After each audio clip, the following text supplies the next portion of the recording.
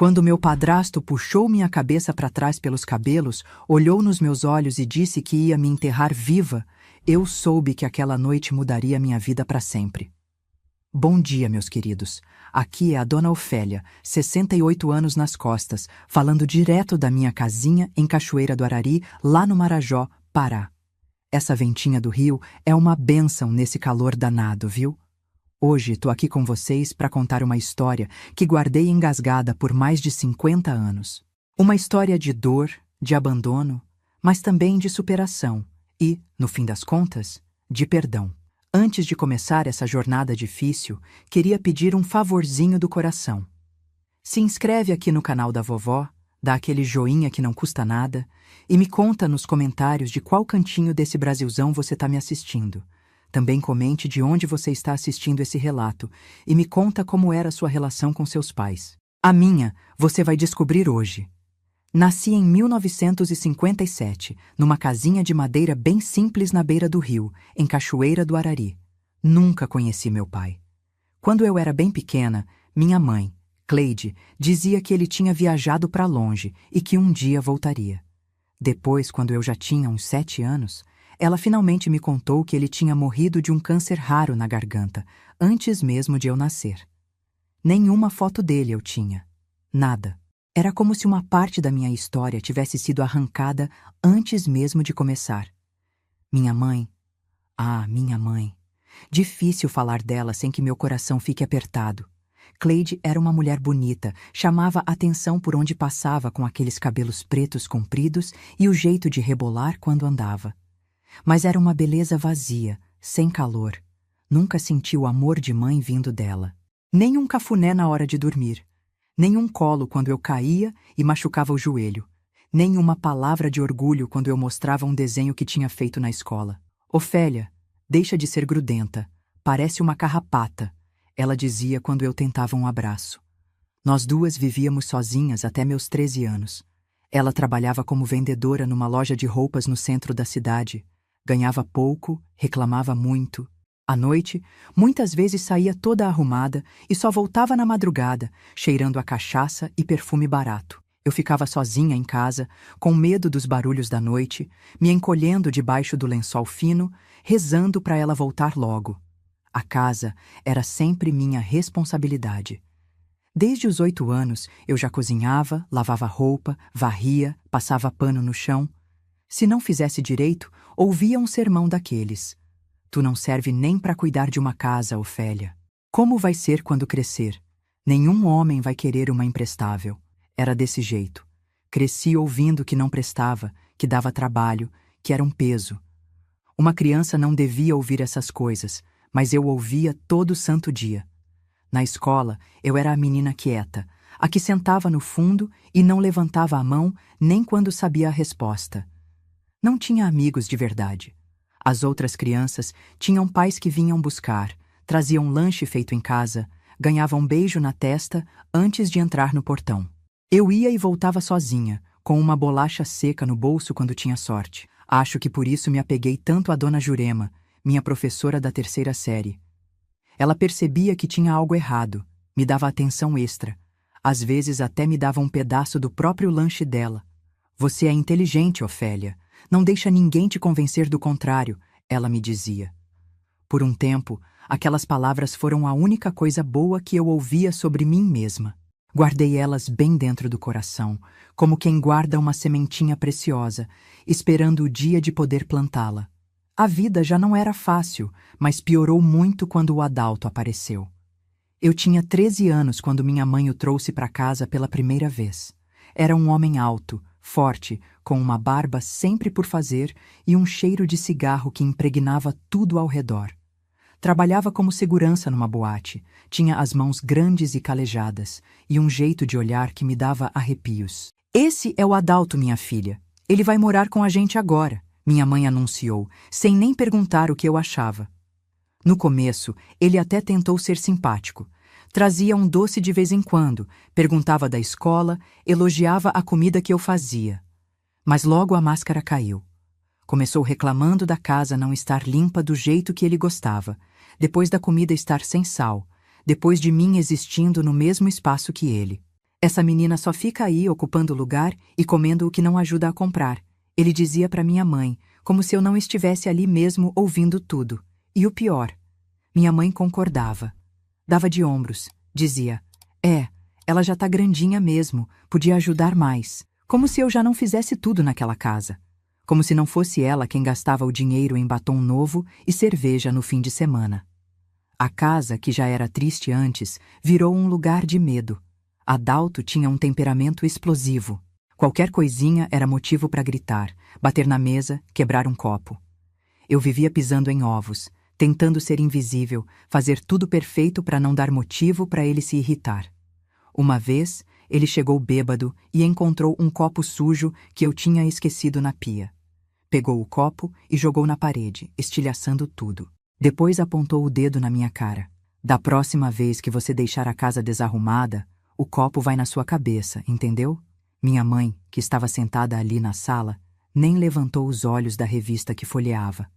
Era como se aquilo fosse normal, como se ameaçar uma menina de 13 anos fosse a coisa mais natural do mundo. Naquela noite, chorei baixinho no meu colchão fino, estendido no chão do quartinho dos fundos. Não entendia por que minha mãe não me defendia. Por que permitia que aquele homem, que nem era meu pai, me tratasse daquele jeito? Será que ela não me amava nem um pouquinho? Será que eu era tão ruim assim, que nem merecia proteção? Foi nessa época que comecei a me refugiar na pequena floricultura da Dona Zuleika, uma senhora que morava 2 ruas abaixo da nossa casa. Era um cantinho de paz naquele mundo hostil. Dona Zuleika me deixava ajudar a regar as plantas, separar sementes, fazer arranjos simples. Em troca, me dava um trocadinho e, mais importante, me tratava com carinho. Menina, tu tem mão boa pra planta. Olha como essa violeta tá bonita depois que você começou a cuidar dela. Ela dizia, e meu peito se enchia de um orgulho que eu nunca tinha sentido antes. Na floricultura da Dona Zuleika, eu podia ser alguém diferente. Não era a Ofélia imprestável, a que só dava trabalho. Era a Ofélia das mãos boas, a que fazia as flores ficarem mais bonitas. Por algumas horas, eu esquecia do Adalto, da minha mãe fria, da casa que mais parecia uma prisão. Mas a paz durava pouco. Sempre tinha que voltar para casa, e a cada dia que passava, o clima lá ficava pior. Adalto bebia mais, gritava mais, quebrava mais coisas. Minha mãe, por sua vez, parecia murchar como uma flor sem água. O brilho nos olhos dela foi se apagando. O rebolado, quando andava, desapareceu, substituído por um arrastar de pés cansado. Às vezes, tarde da noite, eu a ouvia chorando no quarto. Outras vezes, ouvia o som inconfundível de tapa na cara, seguido pelo pedido de desculpas dela. Queria ajudar, mas o que uma menina franzina de 13 anos poderia fazer contra um homem do tamanho do Adalto? A gota d'água aconteceu numa quarta-feira à noite. Eu estava lavando a louça do jantar, minha mãe e Adalto ainda estavam sentados à mesa, ele tomando cachaça direto da garrafa. Minhas mãos tremiam de nervoso. Ele já tinha reclamado da comida, dito que o arroz estava cru, que a carne estava dura. Eu sabia que estava pisando em terreno perigoso. Foi quando aconteceu. Um prato escorregou das minhas mãos ensaboadas e se espatifou no chão. O barulho pareceu ecoar pela casa inteira e, por um segundo, tudo ficou em silêncio. Depois veio o som da cadeira sendo arrastada com violência. Sua pirralha imprestável! Adalto veio até mim em 3 passadas largas. Agarrou meus cabelos e puxou minha cabeça para trás, me forçando a olhar nos olhos dele. Olhos injetados, vermelhos de raiva e álcool. Se você quebrar mais alguma coisa nessa casa, vai tomar a maior surra da sua vida. Tá me ouvindo, sua vadia? As lágrimas escorriam pelo meu rosto, mas não consegui fazer nenhum som. O medo tinha congelado minha voz.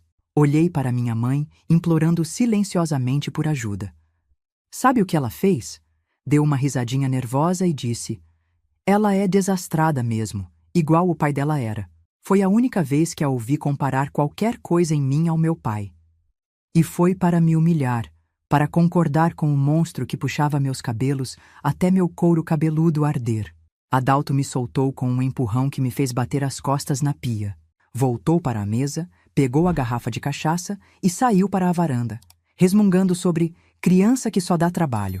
E, Devia ter me livrado dela há muito tempo. Terminei de lavar a louça com as mãos tremendo e o coração batendo tão forte que parecia que ia sair pela boca. Naquela noite, deitada no meu colchão, fiz uma promessa a mim mesma. Um dia eu sairia daquela casa. Um dia eu seria livre. Um dia eu encontraria pessoas que me tratariam com amor, com respeito. O que eu não sabia é que esse um dia ainda estava longe e que antes dele chegar, eu passaria pelo momento mais terrível da minha vida. Um momento que começaria com um simples chão molhado e terminaria com terra cobrindo meu corpo numa cova rasa no quintal da nossa casa. Mas isso, meus queridos, é história para mais adiante do vídeo. Uma história de terror, mas também de coragem. De como uma menina assustada encontrou dentro de si a força para sobreviver ao inimaginável. A semana depois daquele incidente com o prato quebrado, foi um verdadeiro inferno. Adalto parecia ter descoberto um novo prazer: me aterrorizar. Cada vez que eu entrava num cômodo onde ele estava, sentia aqueles olhos pequenos me seguindo, como um predador estudando a presa. Comecei a fazer tudo com ainda mais cuidado, verificando 3 vezes antes de colocar qualquer coisa na mesa, limpando cada cantinho da casa até brilhar. Minha mãe, que antes pelo menos fingia não perceber o que acontecia, agora começou a imitar o comportamento dele. Reclamava do meu cabelo desarrumado, da minha roupa simples, do jeito que eu falava. "Endireita essa postura, menina. Parece uma corcunda", ela dizia enquanto eu lavava roupa curvada sobre o tanque. "E lava direito essa camisa do Adalto. Da última vez ficou com mancha." Era como se uma sombra tivesse caído sobre nossa casa. O pouco de luz que ainda existia tinha se apagado completamente. Foi numa sexta-feira chuvosa que tudo piorou. O céu de Cachoeira do Arari estava carregado desde cedo, aquele tipo de chuva amazônica que parece que vai engolir o mundo. A umidade penetrava em tudo, nas paredes, nas roupas estendidas, até nos ossos da gente. Eu tinha acabado de passar pano no chão da sala quando Adalto chegou do trabalho, encharcado e de mau humor. "Que cheiro de mofo é esse?" ele reclamou assim que pisou dentro de casa. "É a chuva", respondi baixinho, já me afastando para a cozinha. "Tá tudo molhado lá fora." Ele resmungou algo que não entendi e foi até o quarto trocar de roupa. Aproveitei para terminar de limpar o corredor que levava aos quartos, passando o pano molhado rapidamente. Estava com pressa. Queria acabar logo antes que ele voltasse. Talvez por isso não tenha torcido o pano direito, deixando o chão mais úmido do que deveria. Não deu outra. Adalto saiu do quarto pisando firme, como sempre fazia, e mal colocou o pé no corredor, escorregou. Não chegou a cair completamente, se apoiou na parede, mas foi o suficiente para despertar aquela fúria que eu já conhecia tão bem. "Sua imbecil! Quer me matar?" Ele berrou, o rosto vermelho de raiva. "Não sabe nem passar um pano direito?" Larguei o balde e corri para o quintal, pensando que talvez lá fora, com a chuva e os vizinhos por perto, ele não se atrevesse a me bater. Ledo engano. Adalto veio atrás de mim como um touro enfurecido. "Volta aqui! Não acabei de falar com você." Fiquei parada debaixo da mangueira, a chuva fina me molhando por completo, tremendo não de frio, mas de medo. Adalto parou na porta dos fundos, olhando para o céu carregado, como se decidindo se valia a pena se molhar para vir atrás de mim. "Tá bom", ele disse finalmente, com uma calma que me assustou mais do que os gritos. "Fica aí, mas depois não diga que não avisei." E ele entrou de volta na casa, deixando-me ali, ensopada e confusa. O que ele queria dizer com aquilo? Pela janela da cozinha, vi quando ele disse algo para minha mãe, que apenas assentiu com a cabeça, sem questionar. Depois ele saiu novamente, dessa vez pela porta da frente, sumindo na rua. Fiquei no quintal por quase 1 hora, com medo de entrar. Quando finalmente criei coragem, minha mãe estava sentada à mesa da cozinha, fumando um cigarro atrás do outro. "Mãe, o que o Adalto vai fazer comigo?" perguntei, a voz quase sumindo de medo. Ela deu uma tragada longa antes de responder, sem olhar nos meus olhos. "Se eu fosse você, arrumava minhas coisas e sumia daqui antes dele voltar." Meu coração gelou. "A senhora tá me mandando embora de casa?" "Não estou mandando nada. Só estou dizendo que ele tá com muita raiva e você sabe como ele fica quando tá assim. Mas eu não tenho para onde ir, protestei, as lágrimas já embaçando minha visão. Ela deu de ombros, como se aquilo não fosse problema dela. Vai para casa daquela velha da floricultura que você tanto gosta, então. Naquele momento, entendi que estava completamente sozinha. Minha própria mãe estava me jogando para os lobos, lavando as mãos do que poderia acontecer comigo. Corri para o meu quartinho, peguei a mochila da escola e coloquei dentro as poucas coisas importantes que tinha. Uma muda de roupa, a foto da minha turma da escola, um santinho de Nossa Senhora que ganhei da Dona Zuleika. Estava prestes a sair pela porta dos fundos quando ouvi o barulho da caminhonete de Adalto estacionando na frente da casa. Congelei. Era tarde demais. Pela janela, vi quando ele desceu do carro carregando algo comprido e pesado. Demorei alguns segundos para entender o que era. Uma pá. Uma pá grande, de cavar buraco. O terror que senti naquele momento é indescritível. Minhas pernas ficaram moles, meu estômago se revirou, minha boca ficou seca. Por que ele tinha trazido uma pá? O que ele pretendia fazer? Escondi-me debaixo da mesa da cozinha, como fazia quando era menor e tinha medo de tempestade. Ouvi quando ele entrou, batendo a porta com força. Cadê ela? Perguntou para minha mãe. No quarto, acho. Os passos pesados dele se aproximaram, e logo suas pernas surgiram no meu campo de visão. Ele se abaixou, seu rosto aparecendo sob a toalha da mesa, um sorriso maldoso nos lábios. Achei. Sai daí, peste. Relutante, engatinhei para fora do meu esconderijo. Ele agarrou meu braço com força, me arrastando para fora da casa, para o quintal. A chuva tinha aumentado, caindo em cortinas grossas agora. Vai aprender a me respeitar, ele disse entre dentes, me empurrando para o canto mais afastado do terreno, onde as árvores criavam sombras densas mesmo durante o dia. Foi então que vi um buraco grande, retangular, cavado na terra macia do quintal. Parecia uma cova. Não, por favor, implorei, tentando me soltar, arranhando o braço dele com minhas unhas. Eu não fiz por mal, juro, o chão estava molhado por causa da chuva. Adalto apenas riu, um som gutural que não tinha nada de humano. Com um empurrão forte, me jogou dentro do buraco. Caí de costas na terra úmida, o impacto tirando o ar dos meus pulmões. Antes que pudesse me recuperar, ele pulou para dentro do buraco também. O que aconteceu nos minutos seguintes é algo que tentei bloquear da minha memória por décadas. As mãos grandes dele rasgando minha blusa, tocando onde ninguém deveria tocar uma menina de 13 anos. A respiração pesada dele no meu rosto, o cheiro de cachaça e cigarro me engasgando. As palavras nojentas sussurradas no meu ouvido, promessas do que faria comigo se eu gritasse, se eu contasse para alguém. Fechei os olhos e me transportei para longe dali. Na minha mente estava na floricultura da Dona Zuleika. Entre as flores coloridas, o cheiro doce de jasmim no ar. Mãos gentis me ensinando a fazer um arranjo bonito. Era o único jeito de sobreviver àquele momento. Deixar meu corpo ali, mas mandar minha alma para um lugar seguro.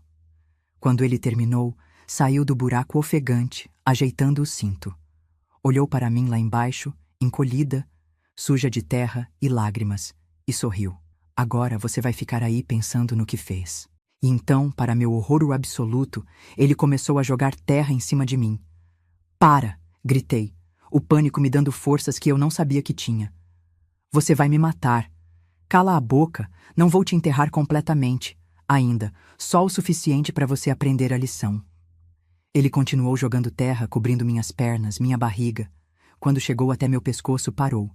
Olhou satisfeito para seu trabalho e então falou, num tom casual, como quem comenta sobre o tempo.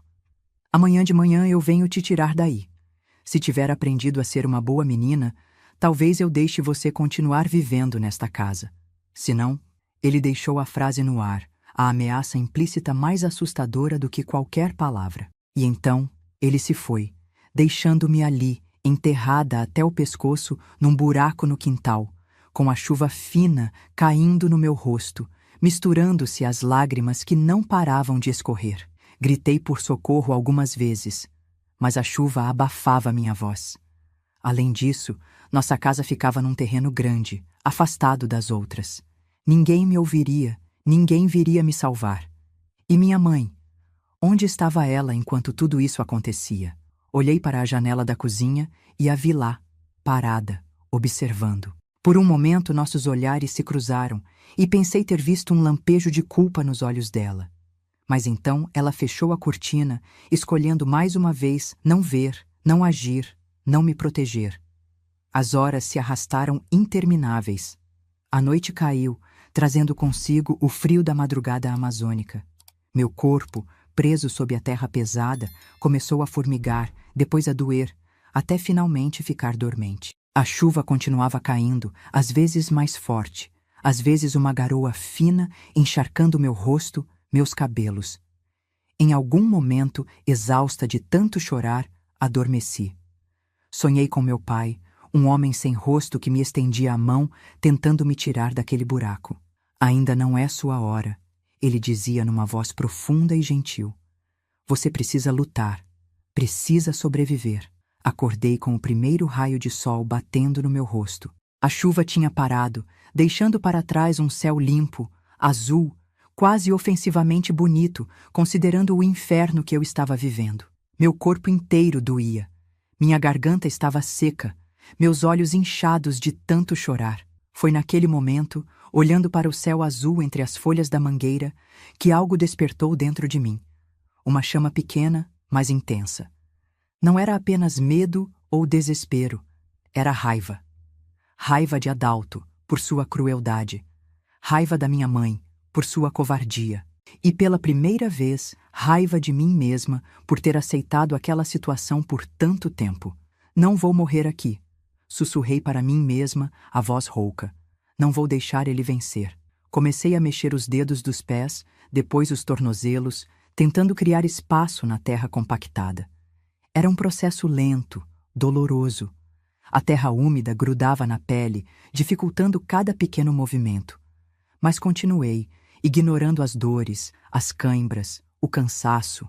Centímetro por centímetro, fui criando espaço para me mover. Não sei quanto tempo levou, minutos, horas, mas eventualmente consegui liberar minhas pernas o suficiente para dobrá-las. Com um esforço que pareceu sugar minhas últimas forças, empurrei meu corpo para cima, a terra cedendo relutantemente até conseguir sentar no buraco. Olhei para a casa, temendo ver Adalto ou minha mãe, mas não havia sinal de ninguém. Deviam estar dormindo ainda, exaustos depois de uma noite de... Prefiro nem imaginar o que estavam fazendo enquanto eu lutava pela vida lá fora. Com dificuldade, arrastei-me para fora do buraco. Minhas pernas, dormentes depois de horas imobilizadas, mal me sustentavam. Caí de joelhos algumas vezes antes de conseguir ficar de pé. Minha roupa estava imunda, rasgada em vários lugares. Podia sentir arranhões e hematomas se formando por todo o corpo. Meu primeiro instinto foi correr, fugir dali o mais rápido possível. Mas para onde? Sem dinheiro, sem documentos, sem nada além da roupa do corpo, que chances eu teria lá fora? E se Adalto viesse atrás de mim? Ele conhecia a gente por toda a cachoeira do Arari. Me encontraria facilmente. Não, fugir não era a solução. Pelo menos não ainda. Precisava ser mais esperta, precisava planejar. Arrastei-me até a torneira do quintal e lavei o rosto, bebendo água com desespero. Depois, silenciosamente, entrei na casa pela porta dos fundos. Tudo estava quieto. O relógio na parede marcava 5h40 da manhã. Eles ainda dormiriam por pelo menos mais uma hora. Fui até meu quartinho, tirei a roupa suja e vesti a única muda limpa que tinha. Olhei-me no pedaço de espelho quebrado que usava para me pentear. Uma menina com olhos grandes e assustados me encarou de volta, o rosto sujo de terra, o pescoço marcado por dedos grossos. Não me reconheci naquela figura frágil, destruída. Nunca mais, prometi ao meu reflexo. Nunca mais vou deixar ninguém me fazer mal assim. Sentei-me na beirada do colchão, as ideias começando a se organizar na minha mente. Se quisesse sobreviver, precisaria ser mais forte, mais determinada do que jamais fui. E a primeira coisa a fazer era garantir que teria tempo suficiente para escapar quando chegasse a hora. Lembrei-me então dos comprimidos que minha mãe tomava para dormir. Ela guardava uma cartela na gaveta da cozinha para as noites em que a insônia a atacava. Se eu conseguisse colocar alguns no café da manhã deles, o plano começou a tomar forma na minha cabeça, cada detalhe se encaixando como peças de um quebra-cabeça. Era arriscado, perigoso até. Mas qual alternativa eu tinha? Ficar e esperar pela próxima punição de Adalto, que poderia muito bem ser minha sentença de morte? Não. Esta seria minha única chance. E eu não a desperdiçaria. Com essa determinação nascida do desespero, levantei-me e fui até a cozinha. Era hora de preparar um café da manhã especial para minha mãe e meu padrasto. Um café que lhes daria um sono profundo e me daria a liberdade que eu tanto ansiava. A menina assustada que entrou naquela cova já não existia mais. Em seu lugar, emergia alguém novo. Alguém disposto a fazer qualquer coisa para sobreviver. E o primeiro passo dessa nova Ofélia seria dado na manhã seguinte, com um plano que mudaria minha vida para sempre. Ainda era madrugada quando comecei a preparar aquele café da manhã. Minhas mãos tremiam, mas minha mente estava mais clara do que nunca. O relógio na parede mostrava 6h15 da manhã quando acendi o fogão. Geralmente, Adalto e minha mãe acordavam por volta das 7h30, o que me dava tempo suficiente. Primeiro, preparei tudo como de costume. O café forte que Adalto gostava, os ovos mexidos, o pão que eu mesma assava 2 vezes por semana. Queria que parecesse um dia normal, que eles não suspeitassem de nada. Enquanto a água para o café fervia, fui até a gaveta onde minha mãe guardava os remédios. A cartela de comprimidos para dormir estava lá, escondida embaixo de caixas de band-aid e pomadas. Olhei para aquelas pílulas pequenas e brancas, meu coração batendo tão forte que achei que acordaria a casa inteira. Quantas eu deveria usar? Não queria matá-los. Por pior que fosse, ela ainda era minha mãe. Só precisava que dormissem o suficiente para eu conseguir sair e buscar ajuda. Decidi usar 4 comprimidos, 2 para cada um. Esmaguei-os com a parte de trás da colher até virarem um pó fino e misturei no açucareiro. Minha mãe sempre colocava muito açúcar no café. Adalto bebia o dele sem açúcar, mas adoçava o suco de laranja que tomava logo em seguida. Era arriscado, mas era minha única chance. Às 7h25, ouvi o barulho do chuveiro. Adalto sempre tomava banho primeiro. Minha mãe geralmente ficava mais alguns minutos na cama antes de se levantar. Coloquei a mesa, as xícaras, os pratos, tudo perfeitamente arrumado, como ele exigia. Quando Adalto entrou na cozinha, vestido para o trabalho, forcei um sorriso. Bom dia, o café tá pronto. Ele me olhou desconfiado. Provavelmente esperava encontrar uma menina chorosa, implorando para ser liberada do buraco no quintal. Em vez disso, ali estava eu, aparentemente submissa, preparando o café da manhã como se nada tivesse acontecido. Ele resmungou, sentando-se à mesa. Parece que a noite no buraco te ensinou alguma coisa, afinal. Não respondi. Apenas servi o café dele, preto, sem açúcar como gostava. Depois preparei o suco de laranja, colocando uma quantidade generosa de açúcar. O açúcar misturado com os comprimidos esmagados. Minha mãe apareceu logo depois, o cabelo ainda molhado do banho. Parecia ter envelhecido 10 anos naquela noite. Havia olheiras profundas sob seus olhos, e ela evitava olhar diretamente para mim. Bom dia, mãe, falei, tentando soar normal. Quer café? Ela assentiu sem dizer nada e sentou-se à mesa. Servi sua xícara, observando enquanto ela adicionava 2 colheres cheias do açúcar adulterado. Os minutos seguintes foram os mais longos da minha vida. Fiquei de pé perto do fogão, fingindo limpar a bancada, enquanto observava pelo canto do olho os 2 bebendo. Cada gole que davam era como uma pequena vitória para mim. Cada vez que o líquido tocava seus lábios, eu ficava mais perto da liberdade. Adalto terminou primeiro, empurrando o prato vazio e bebendo o suco de laranja em grandes goles sedentos. Depois, se levantou, pegou a chave da caminhonete e avisou. Volto mais tarde. E você, mocinha? É bom que essa casa esteja impecável quando eu chegar. Assenti obedientemente, evitando seus olhos. Ele saiu, batendo a porta. Pelo barulho do motor, percebi que a caminhonete não pegou de primeira. Ele tentou novamente, praguejando alto. Na terceira tentativa, o motor finalmente engasgou para a vida, e ele partiu. Fiquei sozinha com minha mãe, que agora lavava sua xícara na pia. Suas mãos pareciam pesadas, seus movimentos lentos. O remédio já estava começando a fazer efeito. Vou me deitar um pouco, ela disse, a voz arrastada. Tô me sentindo estranha. Tudo bem, mãe. Descansa. Ela cambaleou até o quarto e eu esperei, contando os minutos. 10 minutos depois, fui até lá e a encontrei dormindo profundamente, a respiração pesada e regular. Testei chamando seu nome, depois sacudi seu ombro de leve. Nada. Estava completamente apagada. Agora era minha chance. Mas antes que pudesse sair, ouvi o barulho da caminhonete voltando. Meu sangue gelou. Por que Adalto estava de volta tão cedo? Corri para a janela da sala e vi quando ele estacionou de qualquer jeito, quase batendo na cerca. Saiu do carro cambaleando, o rosto vermelho, os olhos semicerrados. O remédio tinha feito efeito mais rápido do que imaginei. Ele não devia ter conseguido chegar muito longe antes de começar a sentir sono. Escondi-me atrás da porta quando ele entrou, tropeçando nos próprios pés. Que merda! Ele murmurou, segurando-se na parede para não cair. Tô passando mal. Ele arrastou-se até o sofá e desabou ali mesmo, sem nem tirar os sapatos. Em segundos, estava roncando alto, completamente inconsciente. Fiquei parada, mal acreditando na minha sorte. Os dois estavam dormindo profundamente e eu estava livre para sair. Mas para onde ir? A quem pedir ajuda? A resposta veio imediatamente. A delegacia. Tinha que ir à delegacia e contar tudo. Sobre o abuso, sobre o buraco no quintal, sobre como minha mãe permitia tudo aquilo. Corri até meu quarto e peguei a pequena mochila que já tinha preparado na noite anterior. Acrescentei a certidão de nascimento que encontrei na gaveta da minha mãe.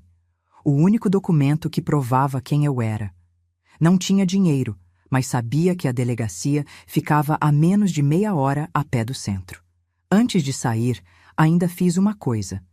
Peguei a máquina fotográfica antiga que pertencia à minha mãe. Ela raramente usava, guardava como recordação de tempos melhores. Havia um filme pela metade ainda dentro. Levei a câmera até o quintal e tirei fotos do buraco onde passei a noite. Depois, tirei fotos dos hematomas no meu pescoço, das marcas de dedos nos meus braços. Precisava de provas, caso ninguém acreditasse na minha história. Quando finalmente saí daquela casa, o sol já estava alto no céu. Caminhei rápido pelas ruas de terra de Cachoeira do Arari, desviando de conhecidos com medo de que alguém me parasse, me mandasse voltar. A cidade era pequena, todos se conheciam. Se alguém avisasse Adalto que me viu andando sozinha em direção ao centro, a delegacia era um prédio pequeno, amarelado pelo tempo, com uma placa desbotada na frente. Entrei timidamente, apertando a alça da mochila contra o peito como se fosse um escudo. Dentro, havia um policial sentado atrás de uma mesa, preenchendo papéis. Ele levantou o olhar quando entrei, e suas sobrancelhas se ergueram ao ver meu estado. Mesmo tendo me lavado, ainda estava com marcas de terra no pescoço, arranhões visíveis nos braços, um hematoma começando a aparecer na minha bochecha. "O que aconteceu com você, menina?" Ele perguntou, levantando-se. As palavras engasgaram na minha garganta. Agora que estava ali, frente a frente com uma autoridade, o medo voltou com força total. E se Adalto descobrisse? E se viesse atrás de mim? E se ninguém acreditasse? "Moça", o policial insistiu, mais gentilmente dessa vez. "Você está machucada, podemos ajudar, mas precisa nos dizer o que houve." Respirei fundo, sentindo lágrimas quentes escorrendo pelo meu rosto. Era agora ou nunca. "Meu padrasto", comecei, a voz trêmula. Ele me machucou, me enterrou no quintal." O policial piscou algumas vezes, como se não tivesse entendido direito. "Enterrou você? Como assim?" E então, como uma represa que se rompe, as palavras começaram a sair. Contei tudo, desde o começo. Como Adalto tinha aparecido em nossas vidas, como começou a me maltratar, como minha mãe nunca me defendeu. Contei sobre o prato quebrado, sobre o chão molhado, sobre o buraco no quintal. Contei com voz entrecortada por soluços o que ele tinha feito comigo naquele buraco, antes de jogar terra sobre mim e me deixar lá a noite toda. Enquanto eu falava, mais policiais se juntaram ao redor, ouvindo em silêncio, chocado. Uma policial feminina foi chamada e ela sentou-se ao meu lado, segurando minha mão enquanto eu continuava meu relato. Quando terminei, mostrando as fotos que tinha tirado do buraco e dos meus machucados, o silêncio na sala era pesado, palpável. "Onde ele está agora?" perguntou o primeiro policial, a voz dura, contida. "Em casa. Ele e minha mãe estão dormindo. Eu coloquei remédio para dormir no café deles." Um dos policiais deixou escapar um assovio baixo de surpresa. A policial ao meu lado apertou minha mão mais forte. "Você é uma menina muito corajosa", ela disse. "Fez a coisa certa vindo aqui." Não me sentia corajosa. Me sentia pequena, assustada, perdida. Mas algo naquelas palavras acendeu uma centelha dentro de mim. Talvez eu fosse corajosa, afinal. Talvez eu fosse mais forte do que jamais imaginei. "Vamos mandar uma viatura até lá agora mesmo", disse o policial que parecia ser o chefe. "Gomes, chama o conselho tutelar. A menina vai precisar de um lugar para ficar." Os acontecimentos das horas seguintes se misturaram num borrão de emoções e atividades. Fui levada para um consultório médico, onde um doutor de cabelos grisalhos examinou meus machucados, tirou fotos para o que chamou de laudo pericial, fez perguntas delicadas sobre o abuso que sofri. Uma assistente social apareceu, uma mulher de voz calma e olhos gentis, explicando que eu ficaria temporariamente sob a guarda do Estado até que minha situação fosse resolvida. Mais tarde, soube que quando a polícia chegou à minha casa, encontrou Adalto e minha mãe ainda dormindo. Mas o mais chocante, assim que os policiais entraram, Adalto acordou sobressaltado e, percebendo o que estava acontecendo, atacou um dos oficiais. Na confusão que se seguiu, descobriram algo que explicava muito sobre o comportamento do meu padrasto. Pacotes de cocaína escondidos no forro do teto, uma arma ilegal debaixo do colchão. Adalto não era apenas um homem violento, era um traficante, um criminoso que usava nossa casa como fachada para seus negócios escusos. E minha mãe, quando finalmente acordou, cercada por policiais, começou a chorar desesperadamente, dizendo que tinha medo dele, que ele a ameaçava, que a forçava a participar dos esquemas. Contou como ele a manipulava, como a fazia se sentir inútil sem ele, como ameaçava matá-la se ela tentasse deixá-lo ou denunciá-lo. Foi naquele momento, ouvindo o relato da assistente social sobre o desespero da minha mãe, que comecei a entender algo doloroso. Ela também era uma vítima diferente de mim, uma vítima que falhou em proteger a própria filha, mas uma vítima, ainda assim. O ódio que sentia por ela começou lentamente a se transformar em algo mais complexo, uma mistura de pena, decepção e, surpreendentemente, um desejo hesitante de compreensão. Passei aquela noite numa casa de acolhimento nos arredores de Belém. Era um lugar simples, mas limpo e seguro. Havia outras crianças lá, com histórias tão ou mais dolorosas que a minha. Deitada num beliche, ouvindo a respiração das outras meninas no quarto, pensei em como minha vida tinha mudado completamente em apenas 24 horas. De enterrada num buraco a salva pela polícia, de prisioneira a livre. Adormeci com uma sensação estranha no peito. Não era felicidade, ainda havia muita dor e medo ali. Mas era algo próximo da esperança. A esperança de que talvez o pior já tivesse passado, de que dali em diante as coisas só poderiam melhorar. O que eu não sabia, deitada naquele beliche, era que o destino ainda guardava muitas surpresas para mim, que minha jornada estava longe de terminar, que eu ainda reencontraria minha mãe em circunstâncias que jamais poderia imaginar, e que, contra todas as probabilidades, encontraria não apenas segurança, mas também um propósito na vida, um propósito nascido da própria dor que quase me destruiu. Mas isso, meus queridos, é história para outro momento desta longa jornada que foi minha vida. Uma história de recomeços, revelações e, finalmente, redenção. Os dias que se seguiram à minha fuga foram uma montanha-russa de emoções. Fiquei 2 semanas naquela casa de acolhimento em Belém, dormindo num beliche estreito, dividindo refeições com crianças de olhares tão perdidos quanto o meu. Algumas falavam sobre suas histórias abertamente, como se compartilhar a dor ajudasse a carregar o peso. Outras, como eu, preferiam o silêncio, ainda tentando entender o que tinha acontecido com nossas vidas. A assistente social, Dona Marta, vinha me visitar regularmente. Foi ela quem me trouxe as primeiras notícias sobre Adalto e minha mãe, numa tarde chuvosa de maio, enquanto caminhávamos pelo pequeno jardim da instituição. Seu padrasto vai ficar preso por muito tempo, Ofélia, ela me disse, segurando um guarda-chuva florido sobre nós duas. Além do que fez com você, encontraram muitas provas dos crimes dele. Tráfico, armas ilegais, agressões. Senti um alívio imenso ao ouvir aquilo. A ideia de que Adalto poderia sair, me encontrar, se vingar, tinha sido um pesadelo constante nas minhas noites mal dormidas. E minha mãe? Perguntei, a voz quase sumindo. Dona Marta suspirou, ajeitando os óculos que sempre escorregavam pelo seu nariz fino. Sua mãe está em uma situação complicada. Ela não está presa, mas está respondendo por negligência e omissão. Está fazendo tratamento psicológico e... Bem, ela pediu para te ver. Parei de andar, sentindo como se o chão tivesse sumido sob meus pés. Ver minha mãe? Depois de tudo o que aconteceu? A mulher que ficou parada olhando enquanto eu era enterrada viva? Não quero, respondi automaticamente. Não quero ver ela nunca mais. Dona Marta não insistiu naquele dia, nem nos seguintes. Mas sempre trazia notícias de como minha mãe estava frequentando todas as sessões de terapia, de como tinha arrumado um emprego numa lanchonete, de como estava lutando para provar que podia me criar adequadamente. Ela está se esforçando, Ofélia, Dona Marta dizia. Pessoas podem mudar quando têm a chance. Eu não acreditava nisso. Como alguém que permitiu tamanhas atrocidades contra a própria filha poderia mudar? Era mais fácil manter o ódio, a mágoa. Era mais seguro. Foi no final da terceira semana que algo inesperado aconteceu.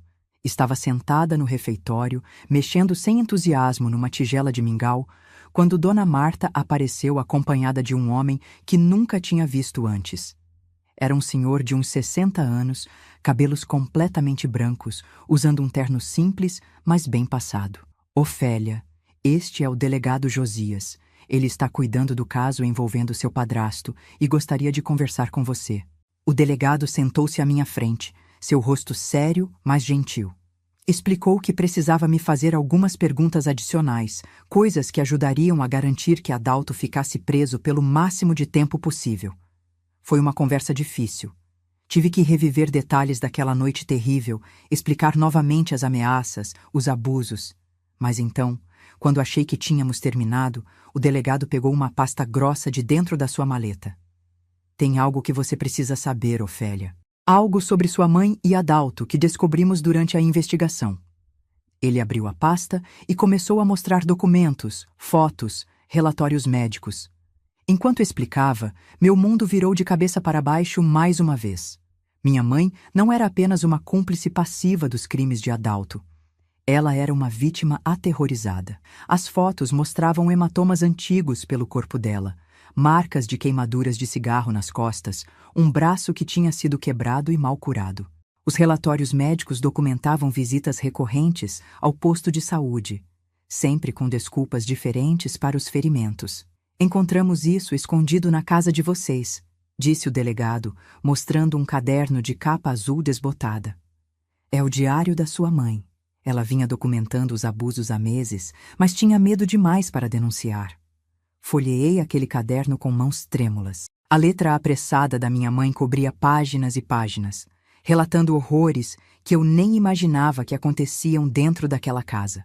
Como Adalto a espancava quando eu estava na escola. Como ameaçava matá-la, e a mim se ela tentasse fugir ou pedir ajuda. Como tinha tentado escapar uma vez, apenas para ser encontrada e arrastada de volta pelos amigos dele, que pareciam estar por toda parte na cidade. E então, na última página, uma entrada do dia em que fui enterrada no quintal. Ele a enterrou. Meu Deus, ele enterrou minha filha. Fiquei parada olhando, covarde demais para fazer qualquer coisa. Se eu gritar, ele mata nós duas. Se eu correr buscar ajuda, ele a termina de enterrar antes que eu volte. Estou presa numa armadilha sem saída. Que Deus me perdoe pelo que permiti que acontecesse com minha menina. Que Deus me perdoe por não ter a coragem que ela tem. Lágrimas escorriam pelo meu rosto enquanto eu lia aquelas palavras. Não eram desculpas, não apagavam o que tinha acontecido, mas me mostravam algo que eu não tinha sido capaz de ver antes. Minha mãe, tão presa quanto eu naquela casa de horrores, apenas com correntes diferentes. Por que ela nunca contou? Perguntei ao delegado, a voz embargada. Por que nunca pediu ajuda? O medo faz coisas terríveis com as pessoas, Ofélia. Seu padrasto tinha conexões com criminosos perigosos.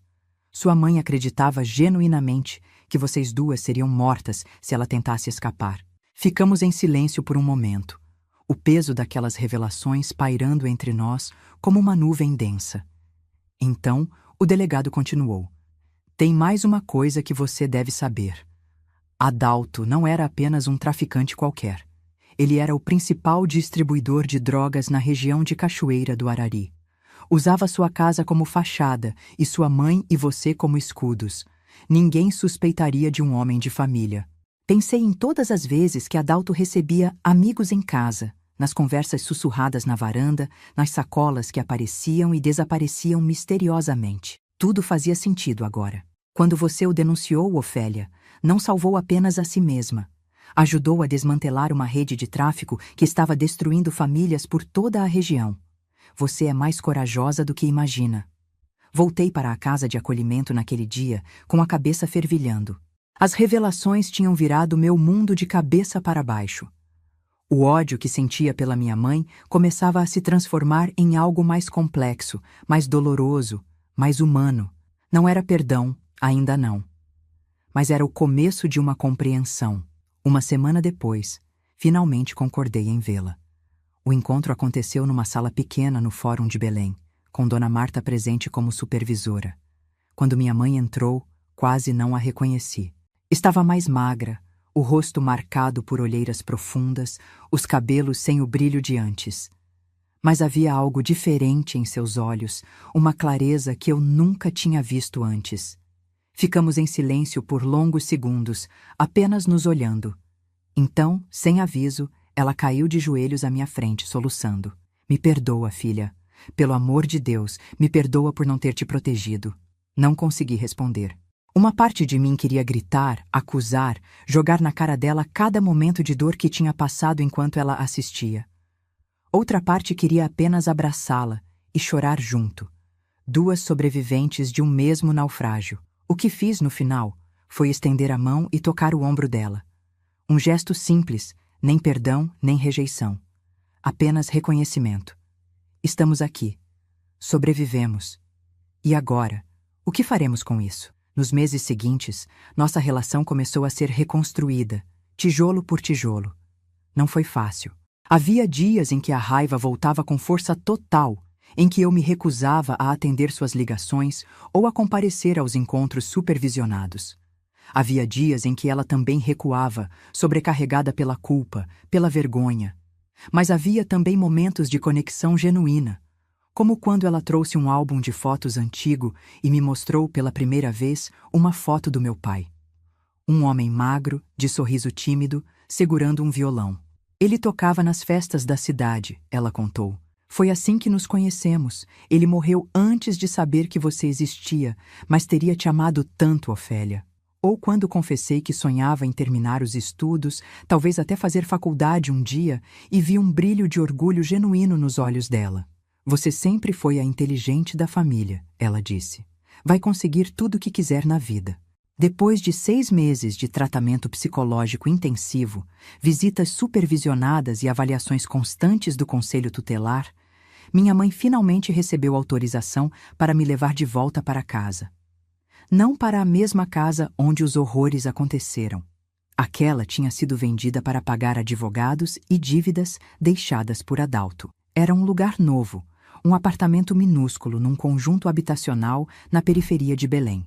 2 cômodos apertados, móveis simples doados por instituições de caridade. Mas era nosso.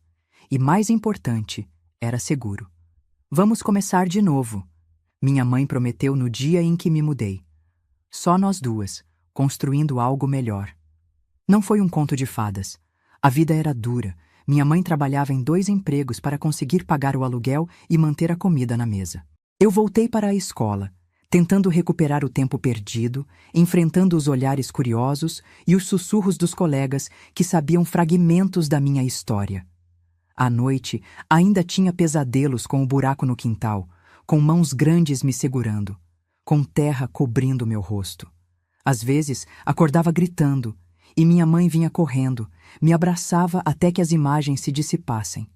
Ela também tinha seus próprios demônios.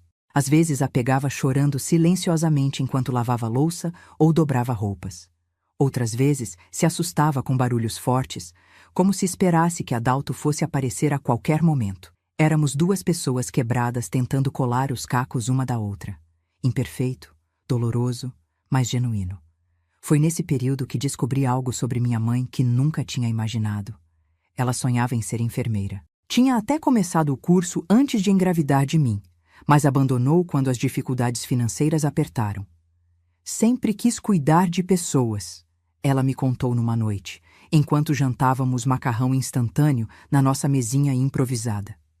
Acho que por isso me doeu tanto não conseguir cuidar de você direito. Nunca é tarde para recomeçar, respondi, surpresa com minhas próprias palavras. No dia seguinte, trouxe para casa panfletos de um curso técnico de enfermagem que aceitava bolsistas. Os olhos dela brilharam como não via há anos.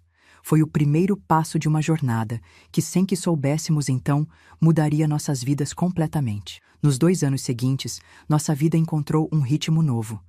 Minha mãe estudava à noite, depois de longos dias como garçonete. Eu me dedicava à escola, determinada a tirar notas altas o suficiente para conseguir uma bolsa de estudos no futuro. Nos finais de semana, fazíamos faxinas juntas em casas de família para complementar a renda. Aos poucos, as feridas foram cicatrizando. Não desapareceram completamente. Nunca desapareceriam. Mas aprendemos a viver com elas, a transformá-las em algo que nos fortalecia em vez de nos destruir. Foi numa dessas faxinas de fim de semana que conhecemos a família que mudaria o rumo de nossa história novamente. A doutora Regina, uma psiquiatra respeitada de Belém, e seu marido, o doutor Paulo, que dava aulas na faculdade de medicina. Eles nos tratavam com um respeito que nunca tínhamos experimentado antes, sempre oferecendo água fresca, às vezes até convidando para almoçar depois que terminávamos o serviço. Eu tinha 16 anos então, e a doutora Regina logo notou meu interesse pelos livros que enchiam as estantes da casa. Um dia, me pegou folheando um volume sobre psicologia. "Você se interessa por isso?" ela perguntou. "Muito", respondi timidamente. "Acho que, depois de tudo que passei, quero entender como a mente funciona. Por que pessoas fazem o que fazem?" Foi o início de uma mentoria que jamais poderia ter imaginado. A doutora Regina começou a me emprestar livros, a me convidar para palestras na universidade, a conversar comigo sobre casos que atendia, sem revelar identidades, claro. Quando mencionei meu sonho de cursar psicologia um dia, mas meu medo de nunca conseguir pagar a faculdade, ela sorriu. "Existem bolsas, Ofélia. Com seu histórico escolar e sua história de vida, você tem grandes chances. E eu vou te ajudar a conseguir." E ajudou. Mais do que poderia sonhar. Mas essa é uma parte da história que ainda está por vir. A história de como uma menina que foi enterrada viva conseguiu não apenas sobreviver, mas florescer. A história de como a dor pode ser transformada em propósito e como os piores momentos da nossa vida podem, surpreendentemente, nos levar aos melhores.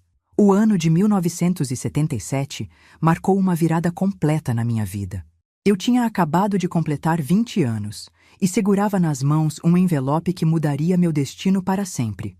A carta de aceitação para a Faculdade de Psicologia da Universidade Federal do Pará, com bolsa integral. Quando li aquela carta, sentada na nossa pequena cozinha em Belém, chorei como criança. Não eram lágrimas de tristeza, como tantas que derramei ao longo da vida, mas de uma alegria quase insuportável. "Consegui, mãe!" gritei, mostrando o papel para minha mãe que acabava de chegar do hospital onde trabalhava como auxiliar de enfermagem. "Vou ser psicóloga." Ela largou a bolsa no chão e me abraçou forte, soluçando junto comigo. Naquele abraço havia tanto: orgulho, redenção, a promessa de um futuro que nenhuma de nós ousaria sonhar anos atrás, quando vivíamos presas naquela casa de horrores em Cachoeira do Arari. O caminho até ali não tinha sido fácil. Depois que conhecemos a doutora Regina e o doutor Paulo, nossa vida começou a mudar gradualmente. Com a ajuda deles, consegui uma bolsa para terminar o ensino médio num colégio melhor. Minha mãe completou o curso técnico de enfermagem e conseguiu um emprego no hospital municipal, ganhando um salário que pela primeira vez nos permitia mais do que simplesmente sobreviver. Morávamos ainda no mesmo apartamento pequeno, mas agora ele tinha cortinas coloridas, uma estante cheia de livros, muitos emprestados pela doutora Regina, e até uma televisão preto e branco que compramos em 12 prestações suadas. Nas paredes, em vez do reboco cru, havíamos colado papel de parede florido, escondendo as manchas de umidade. Eram pequenos luxos, mas que simbolizavam o quanto tínhamos avançado. A doutora Regina se tornou mais que uma mentora para mim. Era quase uma segunda mãe. Passava horas me ajudando a estudar para o vestibular, me emprestava livros que iam muito além do currículo escolar, me levava para palestras e debates na universidade. Quando confessei meu interesse específico em trauma psicológico e recuperação, ela me apresentou a colegas especialistas na área, ampliando meus horizontes. Você tem algo que muitos psicólogos nunca terão, Ofélia, ela me disse um dia, enquanto caminhávamos pelos corredores do hospital onde fazia um estágio voluntário. Você viveu o trauma na pele, conhece a dor por dentro. Isso te dará uma empatia e uma compreensão que nenhum livro pode ensinar. Aquelas palavras ficaram gravadas em mim. Pela primeira vez, vi minha experiência traumática não apenas como uma cicatriz, mas como uma ferramenta potente que poderia usar para ajudar outros. Minha dor podia ter um propósito. Quando finalmente entrei na universidade, mergulhei nos estudos com uma sede insaciável. Devorava livros, participava de todos os grupos de estudo, fazia perguntas que às vezes deixavam até os professores pensativos. Alguns colegas me achavam intensamente séria, quase obcecada. Não entendiam que, para mim, cada aula, cada teoria, cada conceito era uma peça no quebra-cabeça da minha própria recuperação. Freud, Jung, Skinner, Rogers. Cada um desses teóricos me oferecia lentes diferentes para olhar não só para o futuro dos pacientes que um dia atenderia, mas para meu próprio passado. Comecei a entender os mecanismos do medo, da dissociação, do estresse pós-traumático. Comecei a dar nomes aos monstros que ainda visitavam meus sonhos ocasionalmente. No segundo ano da faculdade, algo inesperado aconteceu. A doutora Regina me convidou para acompanhá-la num projeto piloto que estava desenvolvendo, um grupo de apoio para mulheres vítimas de violência doméstica. Não seria como terapeuta, claro, eu ainda era apenas uma estudante, mas como observadora, alguém que poderia aprender na prática. Acho que será bom para elas, e para você, ela disse, com aquele olhar penetrante que parecia enxergar através de todas as minhas defesas. Meu primeiro dia naquele grupo mudou minha vida para sempre. Sentada num círculo com 8 mulheres de idades e histórias diferentes, ouvi relatos que ecoavam dolorosamente com minha própria experiência. Uma tinha sido espancada pelo marido por 10 anos antes de conseguir fugir. Outra tinha sido abusada pelo tio desde criança, com o silêncio cúmplice da família. Uma terceira tinha tentado denunciar o companheiro violento 3 vezes, mas a polícia nunca fez nada. Fiquei em silêncio a maior parte do tempo, observando, absorvendo. Mas no final da sessão, uma senhora mais velha, com marcas de queimadura de cigarro nos braços, tão parecidas com as que minha mãe tinha, olhou diretamente para mim. E você, menina? Qual é a sua história? Senti o olhar da doutora Regina sobre mim. Não pressionando, apenas apoiando. Respirei fundo e, pela primeira vez fora de um ambiente controlado de terapia ou investigação policial, contei minha história. Contei sobre Adalto, sobre o buraco no quintal, sobre minha mãe paralisada pelo medo, sobre a noite enterrada sob a chuva, sobre o plano de fuga. Quando terminei, o silêncio na sala era denso, quase palpável. Então, Uma a uma, aquelas mulheres se levantaram e me abraçaram. Não havia pena em seus olhos. Havia reconhecimento, solidariedade, a conexão profunda de quem conhece a mesma dor. Você sobreviveu, disse a senhora das queimaduras, segurando minhas mãos entre as suas. E está aqui, estudando, se reconstruindo. Me dá esperança de que minha neta também pode ter um futuro, mesmo depois de tudo que viu naquela casa. Saí daquela sessão transformada. A doutora Regina, com sua sabedoria silenciosa, sabia exatamente o que estava fazendo ao me levar ali. Não era apenas para eu aprender. Era para eu perceber que minha história, por mais dolorosa que fosse, podia ser uma luz para outras mulheres em situações semelhantes. A partir daquele dia, meu caminho na psicologia ficou claro. Eu seria uma terapeuta especializada em trauma, focada especialmente em mulheres e crianças vítimas de violência. Cada curso, cada estágio, cada leitura que fiz a partir dali foi direcionada para esse objetivo. No último ano da faculdade, conheci Carlos, um estudante de psiquiatria que frequentava alguns seminários interdisciplinares que eu também cursava. Era um rapaz quieto, de olhos gentis e mãos sempre limpas. Algo que notei imediatamente, talvez pelo contraste com as mãos sempre sujas de terra e graxa de adalto. Carlos tinha uma inteligência afiada, mas também uma sensibilidade rara entre os homens que conheci. Nossa amizade começou com discussões sobre casos clínicos, debates sobre abordagens terapêuticas, trocas de artigos e livros. Aos poucos, foi se transformando em algo mais. Demorei para confiar, para baixar as muralhas que tinha construído ao redor do meu coração.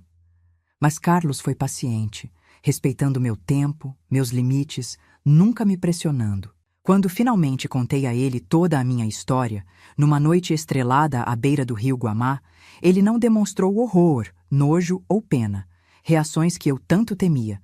Em vez disso, segurou minha mão e disse simplesmente: "Obrigado por confiar em mim com isso.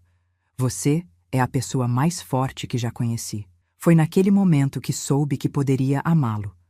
Não com o amor desesperado e dependente que via em tantas mulheres traumatizadas, mas com um amor adulto, consciente, escolhido. Nos formamos no mesmo ano. Eu em psicologia, ele em medicina, já encaminhado para a residência em psiquiatria. 2 anos depois, nos casamos numa cerimônia simples, no quintal florido da casa da doutora Regina e do doutor Paulo, que tinham se tornado uma segunda família para nós dois. Minha mãe, agora uma enfermeira formada e respeitada no hospital onde trabalhava, chorou durante toda a cerimônia. Era um choro diferente do que eu conhecia. Não de dor ou medo, mas de uma alegria profunda, misturada talvez com alívio. Sua filha, que ela uma vez falhou em proteger, agora estava construindo uma vida plena, com um homem bom ao seu lado. Nossa vida juntos começou modesta, mas cheia de propósito. Carlos iniciou sua residência em psiquiatria, eu consegui uma posição numa ONG que trabalhava com mulheres em situação de vulnerabilidade. O salário era baixo, mas o trabalho me preenchia de uma forma que nada mais poderia. Em 1983, aos 26 anos, defendi meu mestrado em psicologia clínica, com uma dissertação sobre resiliência em sobreviventes de trauma severo. A banca examinadora, composta por professores renomados, ficou impressionada com a profundidade do trabalho, sem saber que muito do que eu escrevia vinha não apenas de pesquisa acadêmica, mas da minha própria jornada de cura. Foi nesse mesmo ano que descobri que estava grávida do nosso primeiro filho. A notícia trouxe alegria, mas também um medo que não esperava sentir. Seria capaz de proteger essa criança? Saberia ser uma boa mãe, tendo tido um exemplo tão falho? E se os traumas do meu passado afetassem minha capacidade de maternar? Carlos, com sua calma habitual, me ajudou a navegar por esses medos. Começamos terapia de casal, não porque estivéssemos com problemas, mas como preparação para a paternidade. Queríamos entrar nessa nova fase com os olhos abertos, conscientes dos nossos próprios traumas e gatilhos. Pedro nasceu numa madrugada chuvosa de abril de 1984. Após um parto difícil, mas transformador. Quando o coloquei no peito pela primeira vez, algo desabrochou dentro de mim. Um amor tão imenso, tão feroz, que quase doía. Naquele momento, fiz uma promessa silenciosa. Este menino nunca conheceria o tipo de medo que dominava minha infância. Ele seria protegido, amado, respeitado em sua individualidade. 2 anos depois, veio Mariana, nossa filha de olhos curiosos e sorriso fácil. Nossa família estava completa, nosso pequeno círculo de amor e segurança estabelecido num mundo que eu sabia ser muitas vezes cruel. Equilibrar a maternidade com a carreira não foi fácil, especialmente numa época em que se esperava que as mulheres priorizassem o lar acima de tudo. Mas Carlos foi um parceiro no sentido pleno da palavra, dividindo igualmente as responsabilidades, apoiando meus projetos profissionais, criando espaço para que eu pudesse seguir minha vocação enquanto também era mãe. Em 1990, com os filhos já na escola, dei o passo que tanto sonhava. Abri minha própria clínica especializada em trauma psicológico, com foco especial em mulheres e crianças vítimas de violência. Começou pequena, apenas eu e uma colega da ONG onde trabalhara, numa sala alugada no centro de Belém. O diferencial da nossa abordagem era que nunca cobrávamos das mulheres que não podiam pagar. Estabelecemos um sistema onde pacientes de maior poder aquisitivo subsidiavam o tratamento das menos favorecidas. Não ficamos ricas com esse modelo, mas conseguimos ajudar centenas de mulheres que, de outra forma, nunca teriam acesso a tratamento psicológico de qualidade. Foi nessa clínica que desenvolvi o que mais tarde seria conhecido como Método Ofélia, uma abordagem terapêutica específica para trauma complexo, combinando técnicas de diferentes escolas psicológicas, com práticas que eu mesma desenvolvi a partir da minha experiência pessoal e profissional. O trabalho cresceu, ganhou reconhecimento. Comecei a ser convidada para dar palestras, workshops, treinamentos para profissionais de saúde mental. Escrevi artigos, depois um livro que se tornou referência na área. A menina que um dia foi enterrada viva num quintal em Cachoeira do Arari, agora era uma autoridade respeitada no tratamento de trauma psicológico. Mas o reconhecimento profissional, por mais gratificante que fosse, nunca foi o que mais me importava. O que realmente me movia eram os olhos das mulheres que atendíamos, vê-los passar do medo paralisante para a esperança cautelosa e, finalmente, para uma força renovada. Era testemunhar suas jornadas de vítimas a sobreviventes e, finalmente, a pessoas plenas, redescobrindo sua própria voz, seu próprio poder. Enquanto nossa clínica crescia, minha mãe enfrentava seus próprios desafios. Em 1995, ela começou a apresentar os primeiros sinais de algo que não compreendemos de imediato: esquecimentos, confusão, mudanças de humor. Por alguns meses, atribuímos ao estresse do trabalho, a idade que avançava. Mas quando ela esqueceu como voltar para casa depois de visitar minha casa, um caminho que fazia quase semanalmente, soubemos que era algo mais sério. O diagnóstico veio como um golpe: Alzheimer precoce. Ela tinha apenas 58 anos. Os médicos explicaram que era uma forma rara, genética, provavelmente herdada do lado paterno da família. Aquele lado que eu mal conhecia, de um pai que nunca tive a chance de encontrar.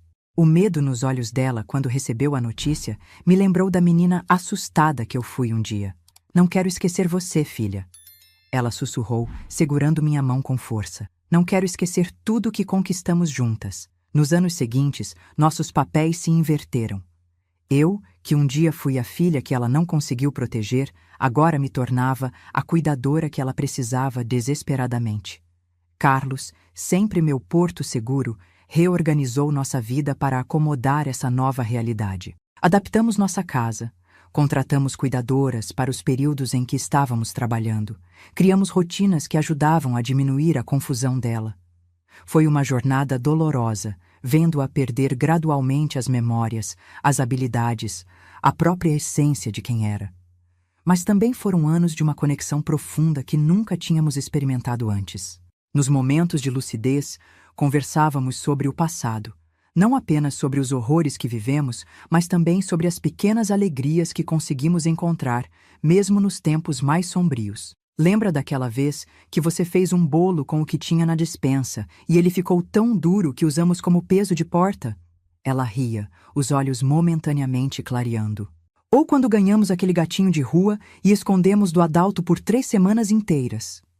Essas memórias compartilhadas, mesmo as mais simples, ajudavam a curar feridas antigas que nem sabíamos que ainda estavam abertas. Era como se, diante da ameaça de perder todas as memórias, pudéssemos finalmente olhar para o passado com uma nova perspectiva, vendo não apenas a dor, mas também a resiliência, os momentos de conexão que sobreviveram apesar de tudo. Minha mãe faleceu em 2004, numa tarde tranquila de domingo. Estava sentada na varanda da nossa casa, observando meus filhos, seus netos, brincando no jardim. De repente sorriu, estendeu a mão como se cumprimentasse alguém que só ela podia ver, e fechou os olhos pela última vez. Os médicos disseram que foi um aneurisma, rápido e indolor. Gosto de pensar que no último momento ela talvez tenha visto meu pai vindo buscá-la, aquele homem do violão que nunca conheci, mas cujo sangue corre em minhas veias. A perda dela deixou um vazio imenso, mas também uma sensação estranha de completude. Nosso círculo tinha se fechado.